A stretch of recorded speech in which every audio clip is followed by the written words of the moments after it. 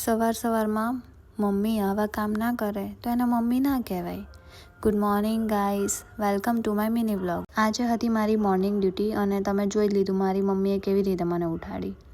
Morning duty પતાવીને ઘરે આવીને મને યાદ આવ્યું કે આજે તો મારે જીમ જોઈન કરવાની છે અને ક્લાસ બી જોઈન કરવાના છે અને આપણી તૈયારી તો હોય જ નહીં.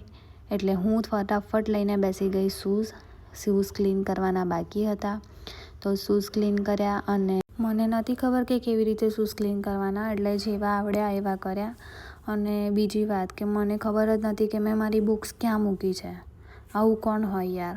એટલે પછી હું શોધવા બેસી ગઈ બુક્સ અને બુક્સ મળી. પછી મેં મારી ક્લાસ માટેની બેગ પેક કરી અને જલ્દીથી તૈયાર થઈને હું નીકળી ગઈ જીમ માટે.